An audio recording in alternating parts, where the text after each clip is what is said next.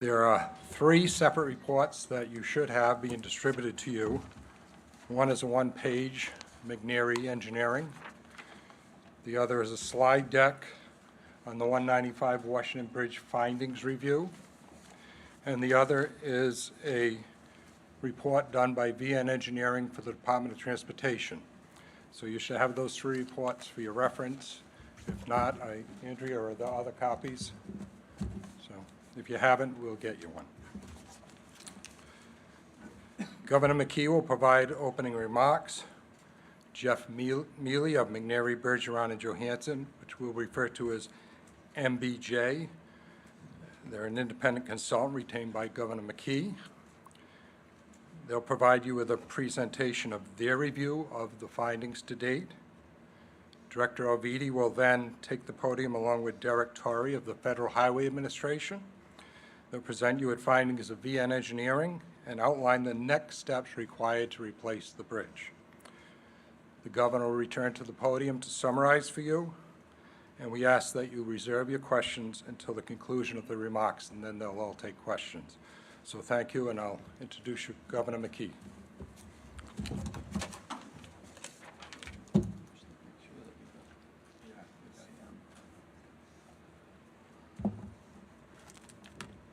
Okay, good afternoon, everyone, and thank you for tuning in.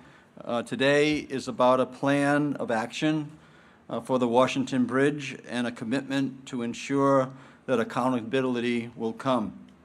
I want to thank Mayor De Silva, Mayor Smiley, for not only being here today, but for working closely with our administration throughout this process to keep their residents, safe and informed. So thank you to both of you. And happy to be here again with our Lieutenant Governor, who has also been out helping us as well. As I've said from the start, we're going to fix the bridge. We're going to do it right, and we're going to make sure that we keep people safe. Since I was first made aware of the issue with the bridge on December 11th, I made it a priority to have experts reviewing the engineer's findings every step of the way. It's important to me that Rhode Islanders have confidence in the findings and the recommendations for a path forward. That's why I engaged MBJ, an independent third-party firm with national expertise in this field. They've thoroughly reviewed all recent findings as well as the final recommendations. The in-depth structural analysis of the bridge and MBJ's review have reinforced, without a doubt, that the decision we made to close the bridge on December 11th was essential for public safety. That review also made it clear that the tie-down rods or pins are not the only problem with this bridge. The findings show additional significant structural deficiencies that cannot viably be repaired. For that reason, we must replace the infrastructure, the superstructure, and part or all of the substructure. I'll repeat that. For that reason, we must replace the superstructure and part or all of the substructure. I am deeply disturbed by the additional findings related to this project. The restoration of this bridge was initiated in 2018 based on prior inspections which constantly rated the bridge in poor condition. I've said this from the start, but I want to repeat it now. We will hold anyone responsible, all responsible parties, fully accountable. The day of accountability is coming, and is coming soon. I will continue to have oversight on this process through MBJ, Federal Highway, the Department of Justice, and the General Assembly, both in the replacement of the bridge and an in-depth review of the events leading up to the closure. The fact-finding review remains ongoing. I understand the frustration of not knowing the full picture at this moment in time. It's a complex situation with a lot of legal ramifications. We will share this information as we make our conclusions, just as we did with the path forward on the bridge today. We will now move forward with the replacement of this bridge in the safest and most expedient way possible. Throughout this process, we will be sharing information with the public, keeping residents up to date, and continuing to be transparent. And as we work through this process and obtain more specifics on design, on cost, and timeline, I would ask our General Assembly members to remain aware of the potential fiscal impact that will be required for the replacement of the bridge during their ongoing budget deliberations. I want to close my beginning comments by recognizing the Rhode Islanders who have experienced enormous disruption to their daily routines as a result of the closure of the Washington Bridge. Every moment, a nurse, a mom, a construction worker, a student, and everyday Rhode Islanders who have to deal with the traffic on I-195 is a moment they're not doing the things that they want and need to do. And a moment they're not with the people that they care about most. This situation has been disruptive and challenging, and it will continue to be that way for a while. But we are going to do everything necessary to keep people safe, and keeping people safe is our top priority. Rhode Islanders deserve answers, accountability, a plan of action to restore normalcy to their daily lives. And that's what we plan to deliver. As governor, I know that it's been frustrating. I know that it's been disruptive. I know that businesses have been impacted. And we will continue to do everything in our power to make sure that that disruption is eased as much as possible. And as I said again, accountability is also a priority. Today we are announcing that we will be replacing the bridge. But also accountability and the day of reckoning for those who are responsible for the position that we're in and the position that the people in the state of Rhode Island in, that day is coming, and is coming very soon. Thank you.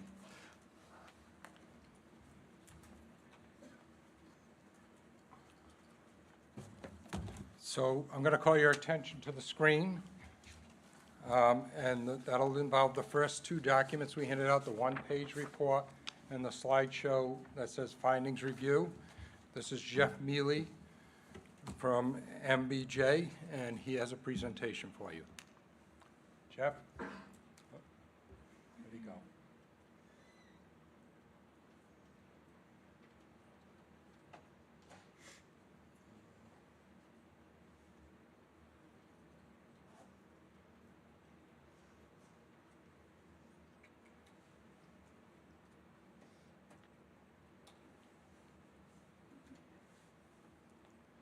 You're back on, Jeff. All right. Well, Good afternoon. I'm with McNary Bergeron Johansson, and we are a structural engineering firm that specializes in the design and construction engineering of bridges. And we are providing the independent peer review for reviewing the summaries, the reports, the testing that's been done on this bridge as a technical advisor for the Rhode Island Department of Administration. This is the I-195 bridge, westbound bridge. It was built in the 1960s, and it's a very unique design. On either side of the center span at these locations, there are vertical tie-down rods, and those are part of the design to actually tie down the concrete girders that come in from either side. In December, some of these girders, some of these tie-down rods were found to have failed. And you can see that here on the right-hand side at Pier 7. The blue dots indicate the tie rods that are broken. The other tie-down rods that are at the other girders, unfortunately, cannot be inspected because they are actually embedded in concrete. But the other dots, the purple dots and the yellow dots, indicate where we're seeing some slight bouncing or a gap in the bearings. So at these particular locations, the tie-down rods may be broken or they may be compromised. What's important to understand about this is that if all the tie-down rods failed on one side, say at Pier 7, the adjacent span would become unstable and could actually move or possibly even collapse. So as the governor had mentioned, the decision to close the bridge was the right and responsible decision. And that was all made for the public safety of the traveling public. While the bridge was closed, the condition of the bridge was reviewed, and that included additional inspection, monitoring, testing of the bridge. Also, the bridge was monitored or was modeled, and additional review and analysis done, and identified additional structural deficiencies. What they found was there's more wrong with this bridge than just the vertical tie-down rods. Multiple repair procedures and options for strengthening were reviewed, replacing the tie rods, strengthening the piers, strengthening the girders. It was determined that several of these elements could not be viably repaired to meet today's code and to provide a structure that's 50 to 100 years of service life. So with those conclusions, it's recommended that the bridge superstructure, the deck and the girders, are all removed and replaced. So that's the top part of the bridge. And then also part or all of the substructure is replaced. And that's the piers and the foundations. What will be replaced on the foundations and the piers will be determined by the design build or the reconstruction of this particular bridge itself. And so the next steps are to procure a contractor and engineering to do the demolition and the reconstruction of the new bridge. With the demolition, it will be competitively bid, and it will require a special contractor to do this because it is a technical bridge and it will have to take apart in a sequence that is safe to the contractor and to the public. At the same time that the demolition contractor is being procured, a design build team will be procured. And with design build, it's a delivery where the contractor is teamed up with a design consultant, and then they together as a team will design and construct the bridge. And this is a very efficient method of delivery, especially for a bridge of this magnitude. The design build procurement will be concurrent with the demolition procurement, and then the design can be actually started during the demolition as well as procurement of materials. Right now, the estimated cost is $250 million to $300 million, and then the schedule and the cost for the bridge reconstruction will be updated with the selection of the design build team itself. This concludes the findings review summary that we have today. Director Alvidi, along with Derek Torrey of the Federal Highway, will come up to the podium and give a presentation on the findings of the VN engineering report. And the director will outline next steps that what's going to be required to do this replacement. And again, I ask to hold any questions. The governor will return with a summary after the director, and then we'll be happy to take your questions.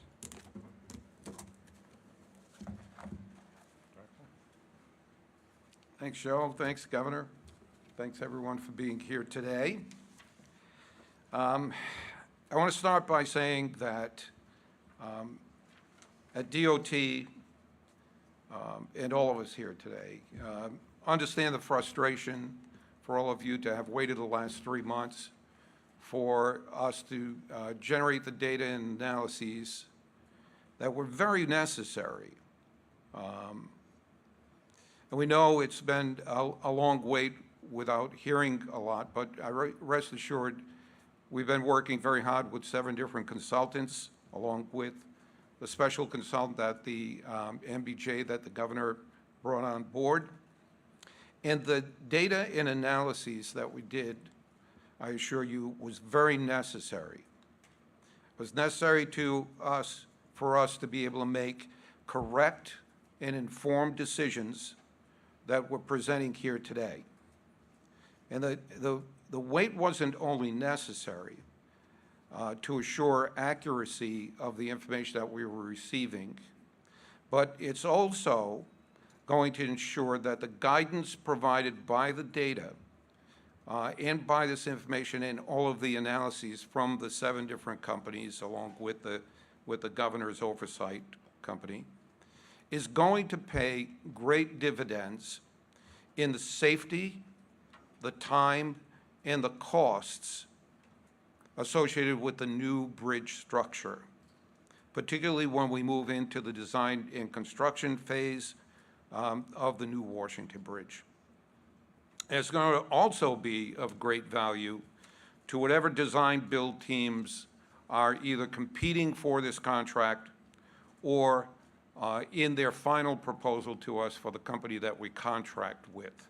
They'll be able to take a lot of the uncontrollable circumstances normally related to these kinds of projects out of the equation. As you know, as soon as we closed the bridge, we engaged 7 different engineering firms to study the deficiencies, what deficiencies exist in the bridge, and to give us their best recommendations of the work that is needed to do in order to either correct them or put a new bridge structure in place. We gave them sufficient time to do their work. And again, I thank the public and all of you for having the patience to allow us to do that work. We then took all of these reports and the analyses that came from these companies, and we gathered them along with the FHWA engineers and the governor's independent consultants. And all of the engineers and the various consulting companies are in unanimous agreement that, considering the complexities, the difficulty of inspecting and maintaining and repairing the existing bridge structure, linked with the magnitude and types of deficiencies documented in these reports, it made it very clear to us all, unanimously agree, that we need to demolish the westbound side of the Washington Bridge superstructure and rebuild it entirely. And as for the substructure and foundations, some of them were found to be able to be reused in limited capacity if upgraded to meet the current design loads and load rating requirements, and to provide a 100-year life cycle assurance that we are going to require for this new bridge. So the substructure replacement will certainly be a consideration, by the design-build companies in their proposals to us. Some may find that they want to reuse some or all of it. Some may want to take, depending upon their new design, may want to take a new approach that uses a new spacing and new locations for the footings and columns. These findings and recommendations have been reviewed and are supported by the Federal Highway Administration. Derek Torrey is here with me today. He is the FHWA Rhode Island Division Administrator. And as you've heard, the governor's independent oversight engineering company, MBJ, are all in agreement and concur with the findings of these reports and the actions forward. So we now have a solid plan of action to rebuild a modern bridge that'll be safe and last 100 years. First thing we're going to do is to conduct an accelerated bid to secure a new consulting engineering company to be the owner's representative throughout the project. This company will work in tandem with the governor's consultant, MBJ, and our charge to them will be to provide us fresh perspectives on the new project, and will work with our DOT project managers and provide additional support and analysis and expert oversight for the decisions that come in reconstructing the bridge. We expect to have this new owner's rep on board in 2 weeks. I'll note here at the beginning, I think others have said this before me, that the estimates of time, of schedules and costs are preliminary at this point. They are subject to change and most likely will in accordance with the procurement process. But by July, when we select the design-build team, we will know precisely the time from the selected contractor will provide us with the actual time and cost for doing the work. Simultaneously with onboarding the new owner's rep, we'll competitively bid the work related to the demolition of the existing structure. As explained, it's going to be a complex process, so the demolition team will be responsible for both the analysis of the existing structure to safely deconstruct it, as well as the actual demolition of the westbound bridge superstructure and portions of the piers. We expect to advertise the demolition project for bid by the end of April, and for whoever we select to complete the demolition of the existing structure by March of next year, this time next year. At the same time, we are going to be in parallel with this effort, we're going to be issuing a request for proposal for the actual design-build contract for the design and construction of the new bridge. We expect the design-build team to be selected by the end of July. We're going to be selecting this contracting team based on their experience, their ability to provide best value to the state of Rhode Island. That means we'll be selecting the team that will give us the best combination of fastest completion date, price, and quality of the finished product. The fastest completion date, of course, on this project is going to be a major important factor in the selecting of the contracting team.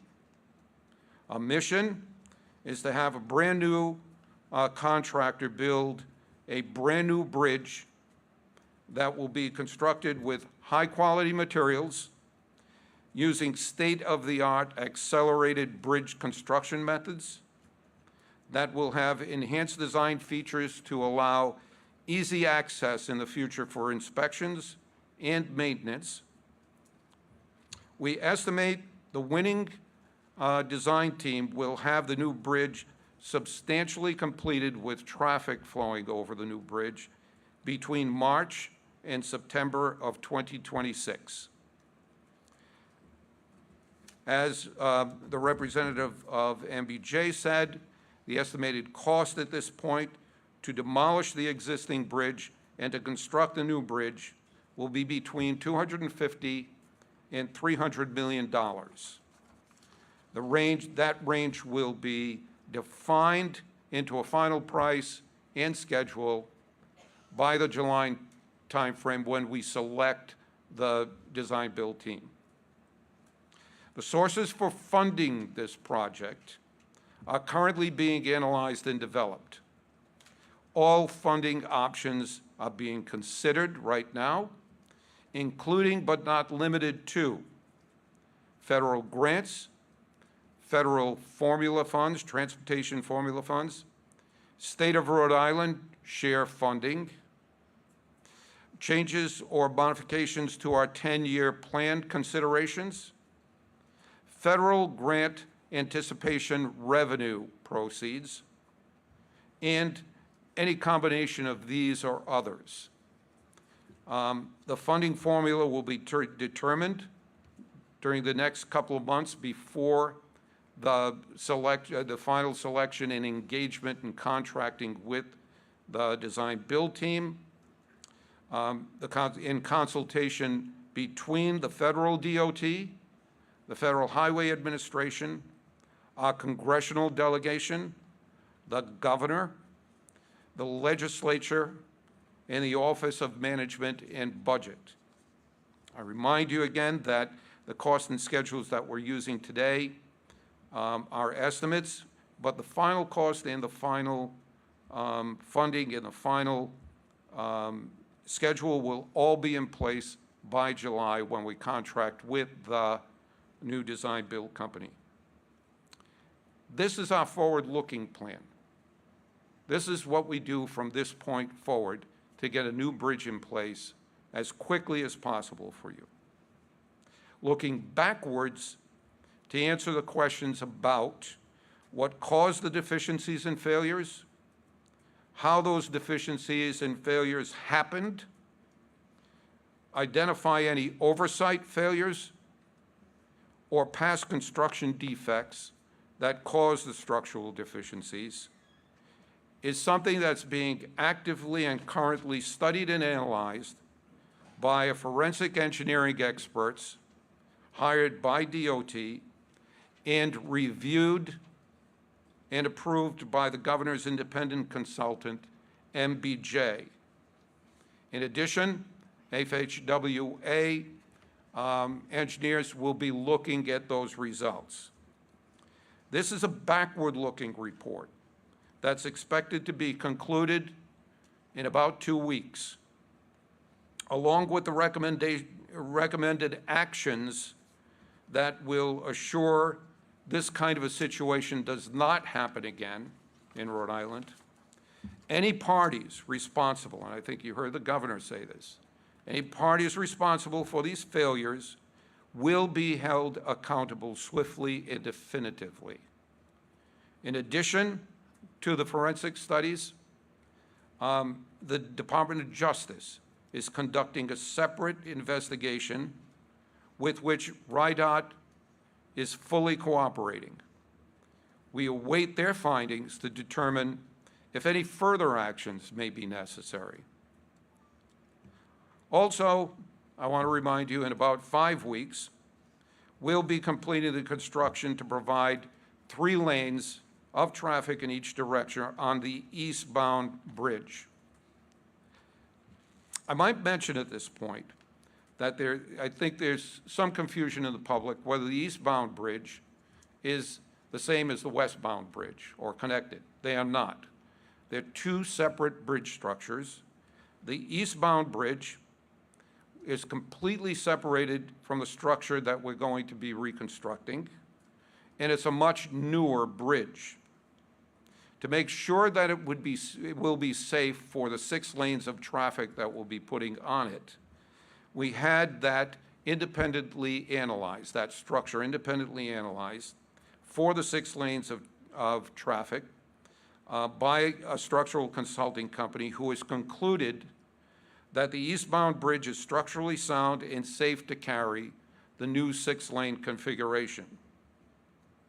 As a factor of safety on that, we had a second independent structural engineering company review the calculations and analysis of the first, and they concurred that it is a safe structure for us to use for 6 lanes of traffic as long as we need to.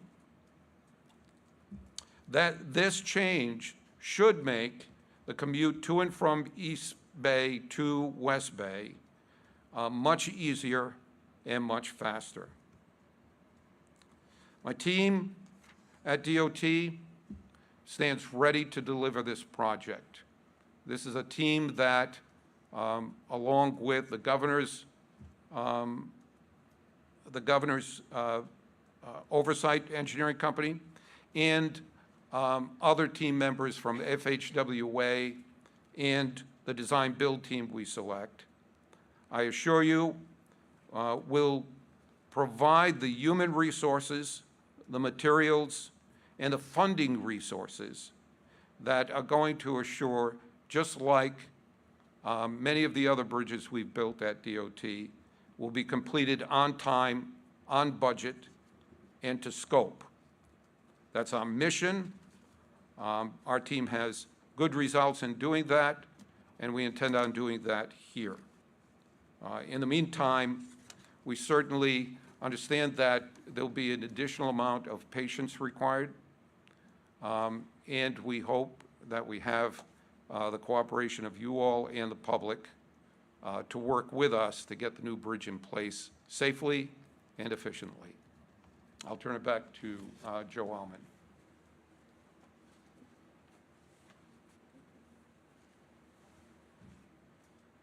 Okay, we're going to have the governor return to the podium. He has some conclusion comments, and at that point, when the governor is done, we'll open up for questions. Okay, thank you. Thank you, Joe, and publicly, thank you for your leadership, not only over the last few years, but also over the last few months, kind of bringing all of government together to address this issue, and we appreciate that help, Joe, so thank you. So, I think there's some questions that certainly we'll ask in a few minutes, a few seconds, but so there's a $78 million contract that is in place on the bridge, and I want to let you know that 50% of that has been expended, about 50% of that has been expended, but 50% of it is available to us and is going to help offset these long-term costs. So we've saved, by coming on December 11th, it's, of course, the $40 million has been spent or so, but we have been able to reserve that, and I think that's a really important point as we cobble together the way that we're going to be able to pay for this in a way that's not going to have a serious impact on our taxpayers. But I do want to mention that that prior to this session, we've met with our congressional delegation in their office, along with Mayor Smiley, Mayor De Silva, and as well as Senate President, some of the members from the Senate, as well as the Speaker and some of the members from the House, and continually, having the discipline on the current budget is going to make a lot of sense, and I'm certainly asking the leadership there to try to help and assist in that way. So some discipline on this current budget is going to be certainly part of the overall plan in terms of addressing this issue. So I do know that it is very understandable, the frustration that surrounds this issue. And it's certainly appropriate, an appropriate reaction. I share that with you. The upside of the news today, though, is we understand the problem, and we have a plan to fix it. And that's exactly what we are going to do, and we will certainly keep the public informed along the way.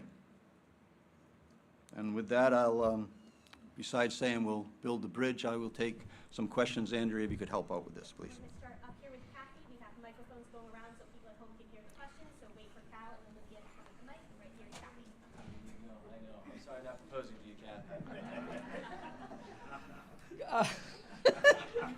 is a serious question in here. Governor, you said a day of reckoning is coming soon for those responsible. Number one, how soon? Based on what you know so far, who is responsible, and what is the status of the current contracts with your current owner's rep, AECOM, and Barletta and Aetna, the joint venture that has the bridge contract now?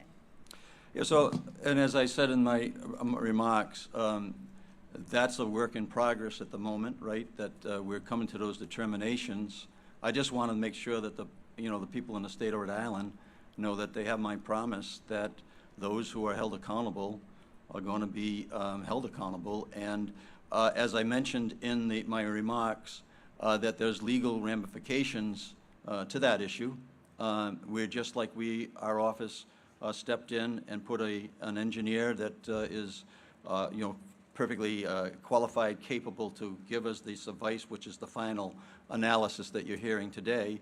We're assembling a legal team to do the same thing, to make sure that we are proceeding in a timely way to hold people accountable. So the day of reckoning may be slow in some ways, but we will get to the end, because that's certainly part of the overall objective to build the bridge, to replace the bridge, and to and have the funds to do it.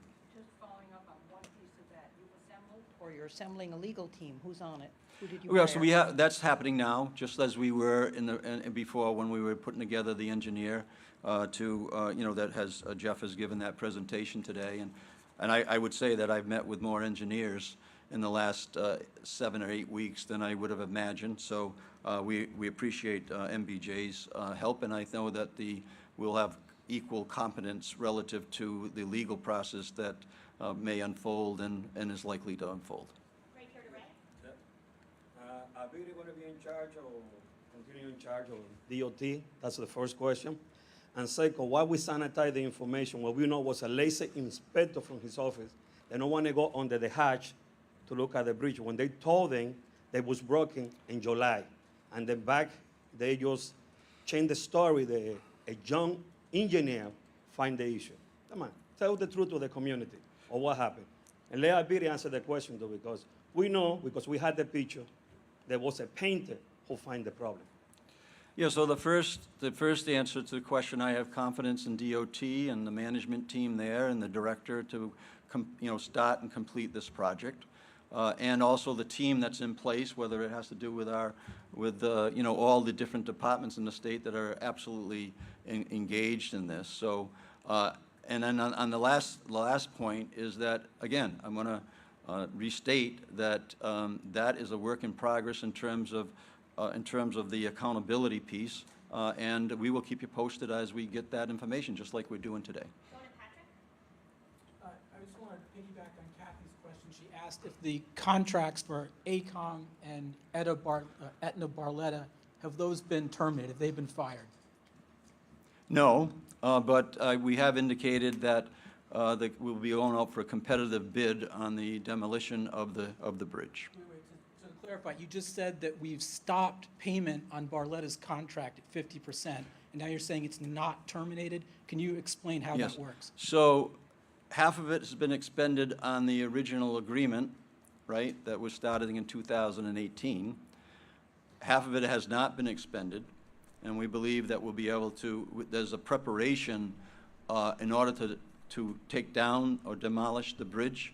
There's a preparation that needs to be made, which we are in the process of doing, which has to do with shoring up the bridge, replacing or fixing or working on the rods. So that's in progress. So that's that's a shift, but it's an extension on the current work to prepare the bridge for demolition. When we go out for demolition, as I think is mentioned by the director, that will be a competitive bid, and going forward, it'll be a competitive bid on any work that's done on that bridge. Did you consider using Barletta under an emergency contract so that you don't have to go out to bid and wait months to get someone in place? Would that have been a faster way to go? And then tied to that is any of the work that they have been doing, and Cardi did before that, over 50 million and counting. Is all of that essentially going in the river?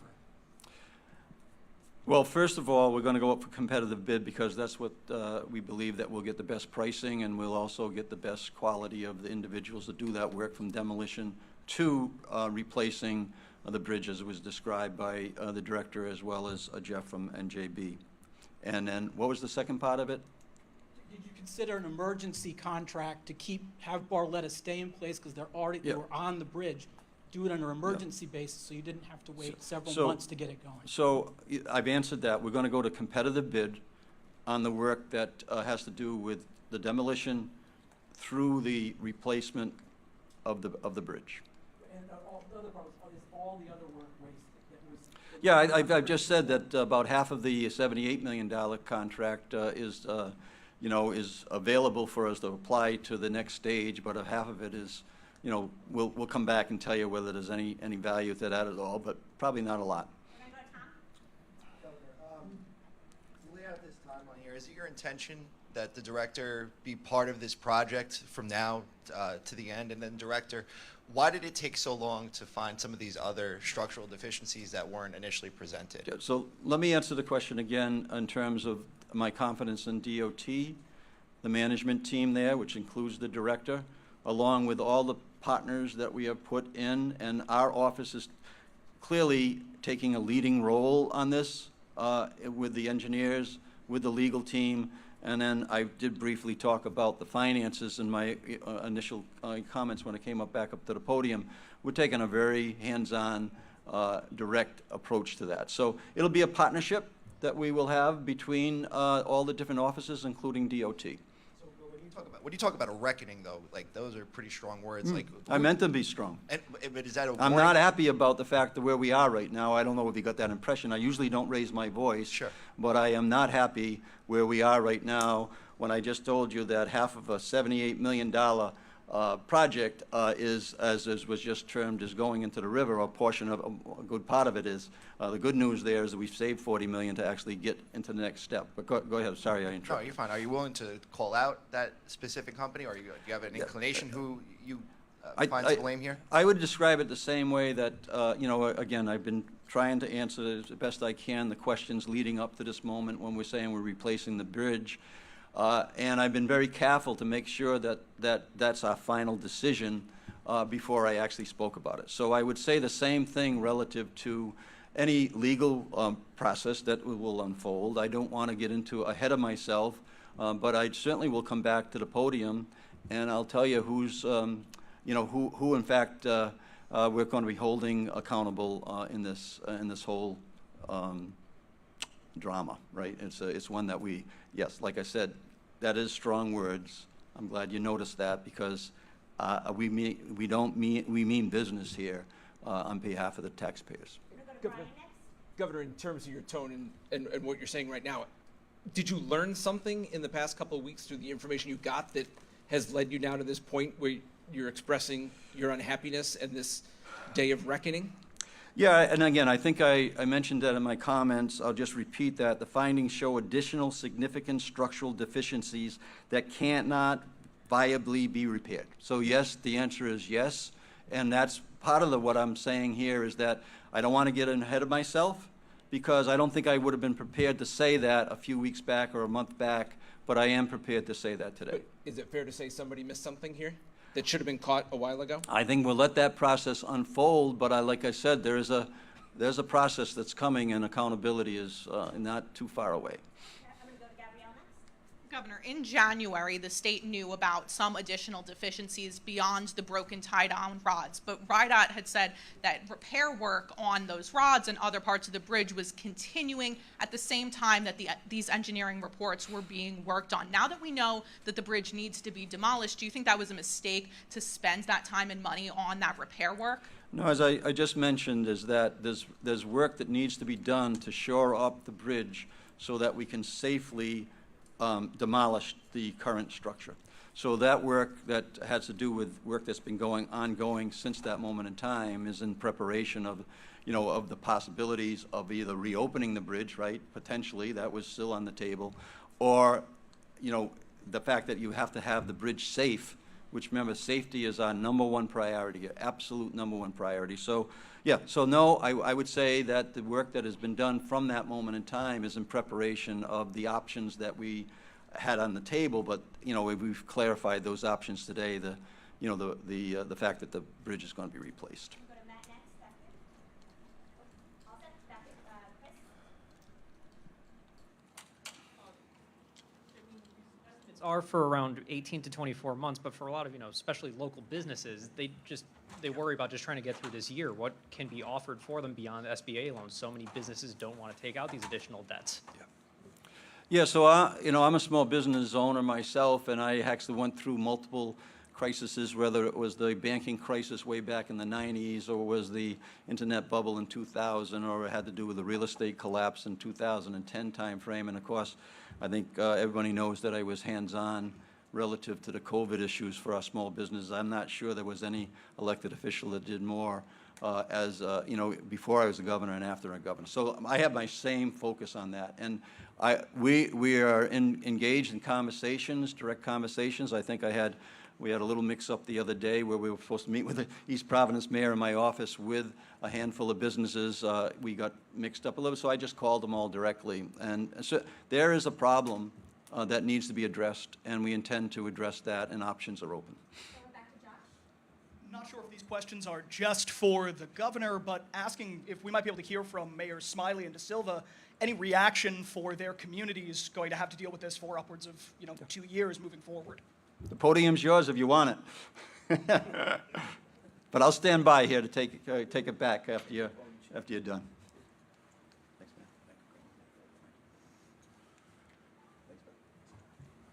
I mean, I think what a lot of people in the community were looking for was an idea of what the next steps were.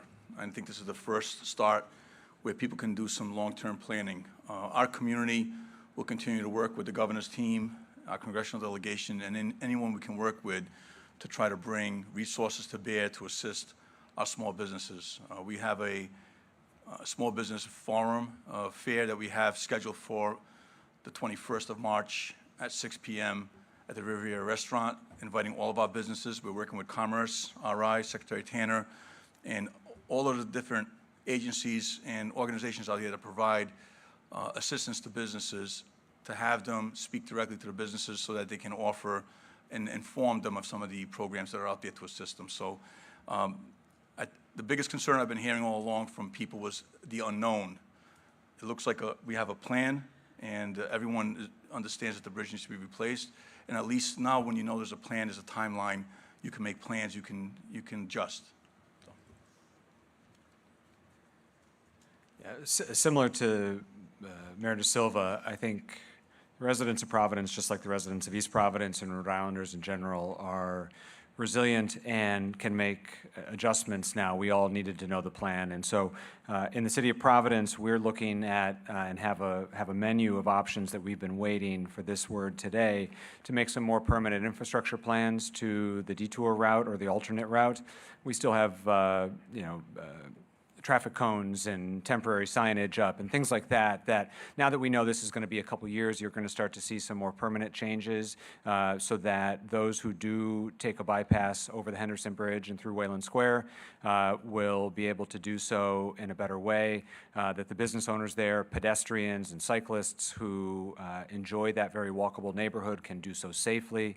And just like the state budget and City of East Providence, it's budget season in Providence as well.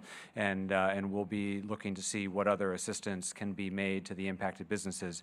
I also want to continue, and I know Mayor De Silva, I think I can speak for him, there continues to be never a better time to support your local businesses, and the additional bypass lanes that are being opened on the other side, the other part of the bridge, is going to make a measurable difference. I'm very excited about that. I'm very encouraged by that work. That'll be open in a couple weeks, as the director said.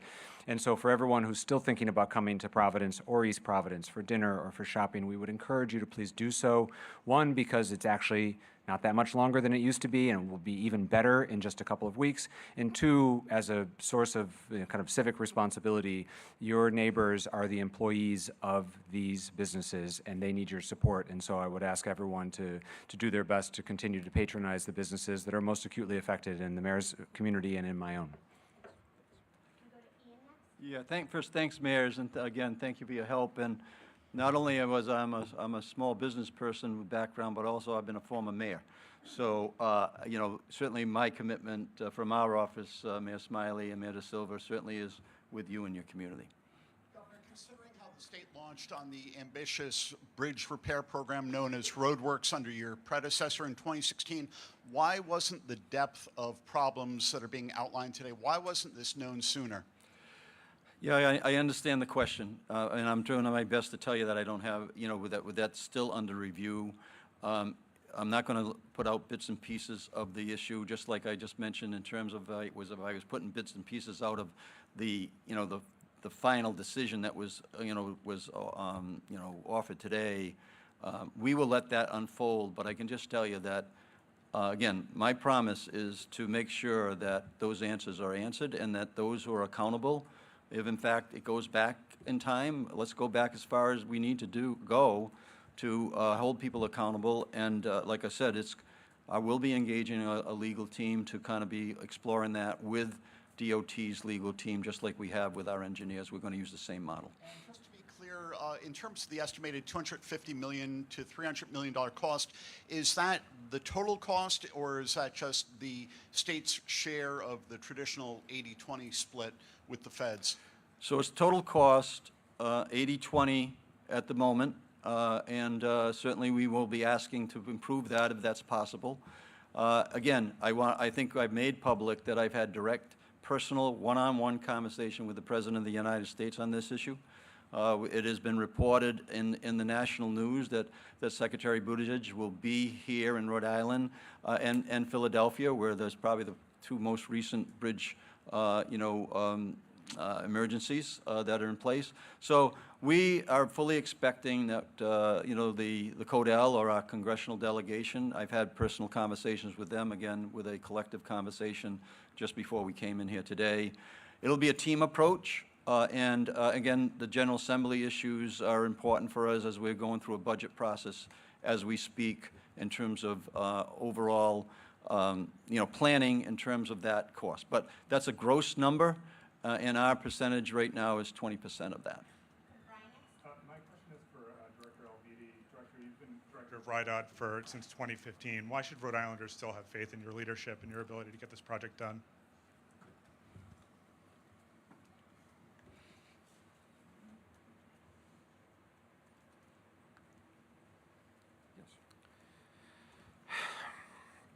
I think the answer to that is in our demonstration of competency, in the way that our team at RIDOT in the last 7 years have built nearly 300 bridges, all which were equal to or some worse than the condition of this bridge.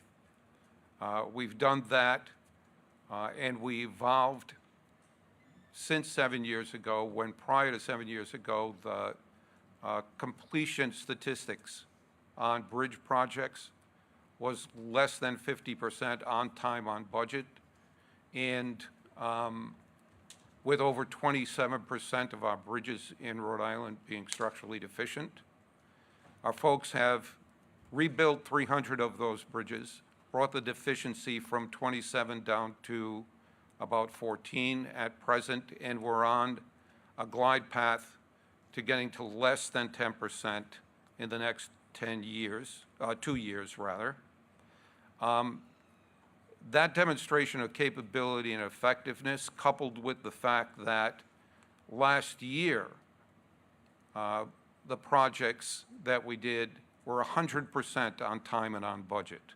So we've gone from an organization that was delivering 50% on time or less than 50% on time on budget 7 years ago to one that is delivering every single one of our projects on time and on budget. And this will be no different. This is a bridge, much like bridge reconstruction, although the existing bridge is much different than any other in our inventory. The reconstruction will be akin to many of the other bridges that we already rebuilt. This happened under your watch. Shouldn't there be Yes. some accountability at RIDOT too? A day of reckoning at RIDOT, is that coming too? That's all part of the forensic analysis that's being done.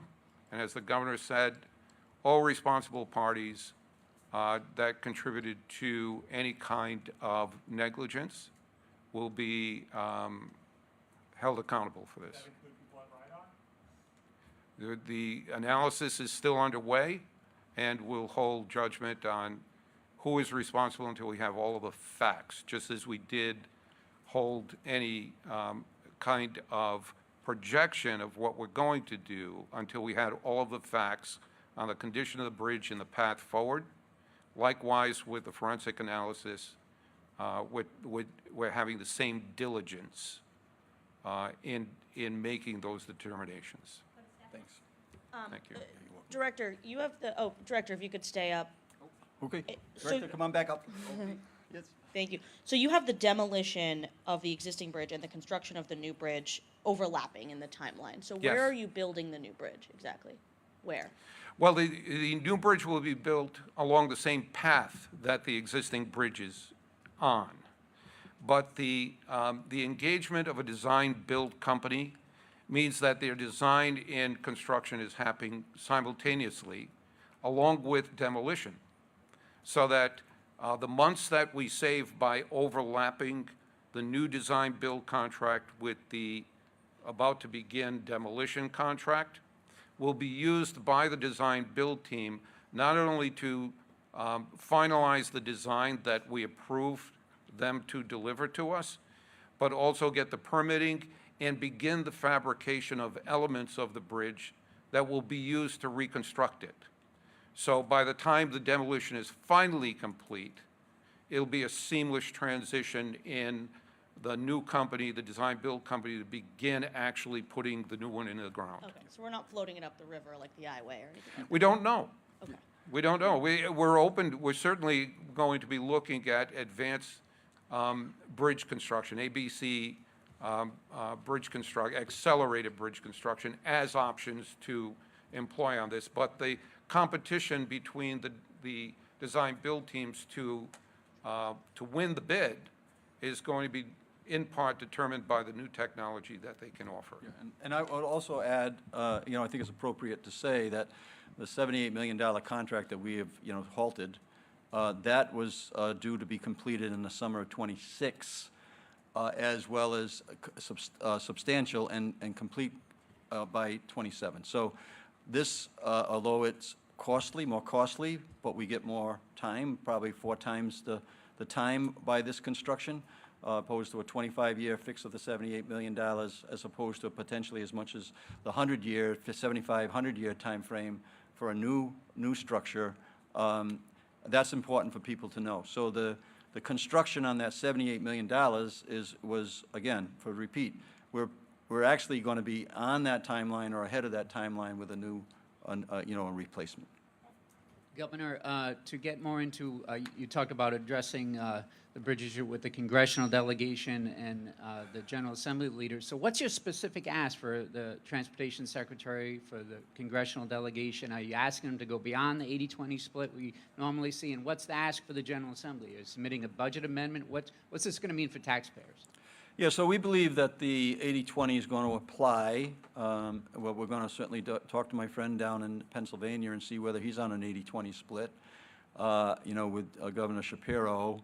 But then we also, let's see whether we can do better than that. And as I said, we're going to be able to apply, I believe, some of the funds that haven't been expended in the $40 million into that mix, which is part federal and part, state contribution. So we've had these conversations. I've actually had the conversation this morning with our DEO director, as well as our with Brian Daniels, right? And Jonathan. So we're going to be, digging into that issue in terms of finances, just like we did on the engineering. Now that we know what the plan is, we certainly can have more specific conversations with the Secretary Buttigieg when he's here. as well as we're in direct contact with the President of the United States staff, senior staff, who the President asked them to keep him personally informed. So we are going to make sure that we, use our networks. Senator Reid is certainly a powerful person, and he's aware of what's going on. So whatever is possible, we're going to try to make happen. Okay, Governor, just making sure I have my phone going Yeah. here. We've been here at a number of press conferences at the DOT. We've heard a number of things. Back in December, this was going to take 3 months. We heard it was 1 truck. We also heard from the Department of Transportation Director that there was no contamination at 610. We know that's a lie. We know that that contractor, Barletta, is under state indictment by the Rhode Island Attorney General. We know that they signed a federal non-prosecution agreement. We know now that the CEO of Barletta, with the Mass State Police, reported was cited for leaving the accident, that personal injury resulted, was arrested for driving under the influence. The question, Governor, is this the standard that you hold your administration to? Yeah, so first of all, I'm not going to, certainly get into any legal issues outside of what we're talking about today, and let those will unfold, and we want people to be held accountable in the most, severe way, quite frankly. We don't want people to be behaving in a way that, that is illegal, but we haven't determined whether that's the case yet because it's still pending. So what I'm here to talk about today is the fact that, yes, those type of things, and that's why I've had the discipline in front of the cameras when you're asking, what are we going to do, not to jump to any conclusion until we knew what the final plan was.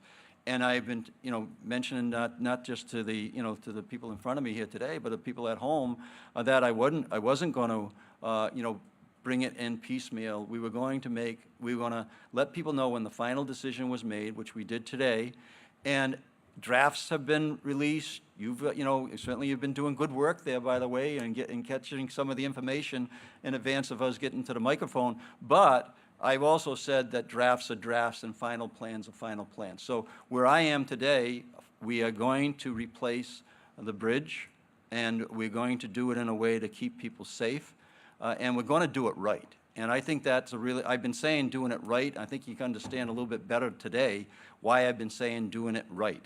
We're not going to put a patchwork situation here, and quite frankly, politically, it's not easy doing it right. But we are going to do it right. As a follow-up, do you accept lies and untruths from your administration? Well, no, and so, but at the same point in time, what I'm telling you is that, and the question came, earlier, I have confidence in DOT. I have confidence in the management team. That includes the director. But I also have expanded the amount of people that have their hands-on with this, with Joe Alman in our office, as well as myself, engineers, legal teams are going to be coming in on my watch. Financial teams are going to be coming in on my watch, and it's an all-in strategy here to make sure we get it right, and most importantly, to make sure that we have the confidence of the people in the state of Rhode Island that we are doing it right.